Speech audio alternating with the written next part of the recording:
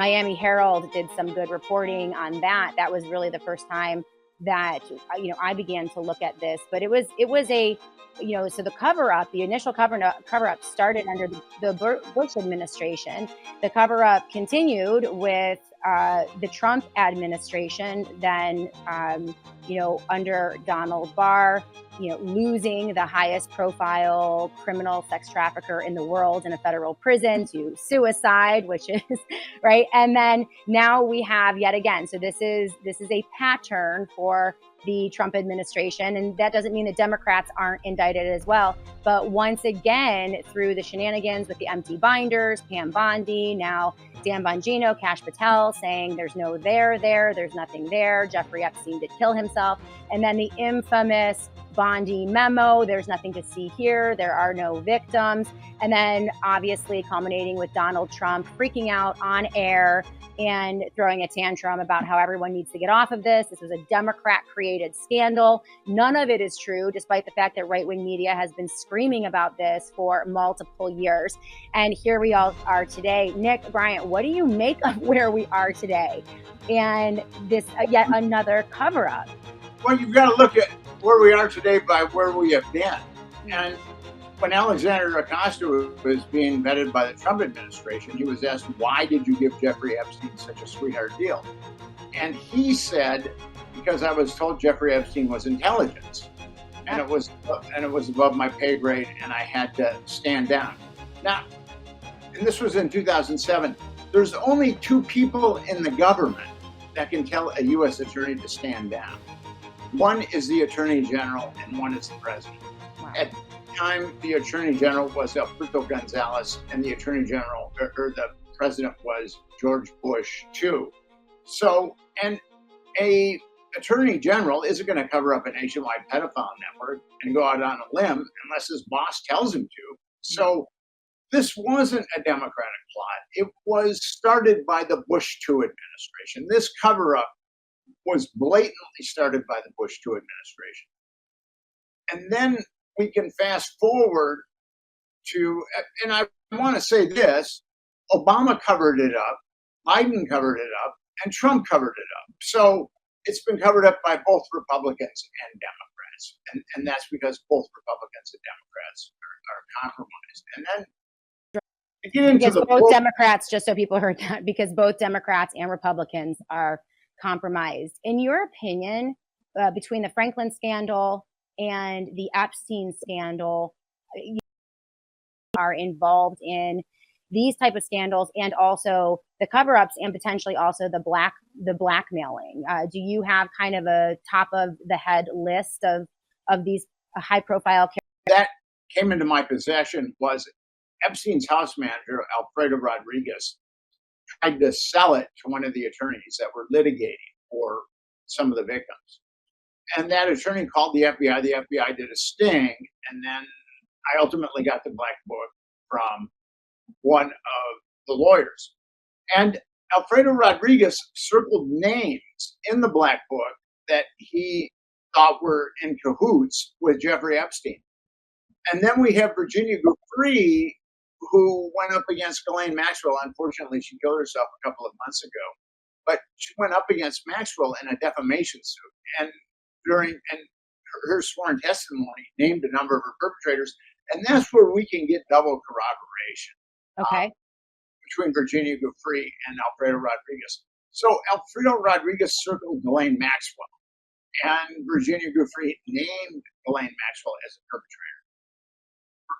Rodriguez circled Ehud Barak, the former prime minister of Israel, and Virginia named him as a very unsavory perpetrator.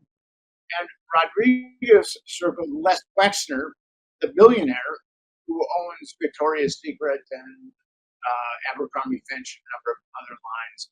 And then Virginia Giuffre named him as a perpetrator. Rodriguez circled Alan Dershowitz, and Virginia Giuffre named him as a perpetrator. Rodriguez circled Bill Richardson, the former New Mexico governor. Wow. And Virginia Giuffre named him as a perpetrator. The same with Jean-Luc Brunel, Epstein's partner in the MC Squared modeling agency. I'm saying, say that you just trailed out just a little bit. Jean-Luc Brunel was Epstein's partner in the MC Squared modeling agency. Okay. They were buying children in Eastern Europe, not renting them, buying them. And somehow they were able to get them into this country with visas. I don't know how. I haven't found that exact mechanism. Wow. That's, and Rodriguez circled other names in the Black Book, but here we have double corroboration on various perpetrators.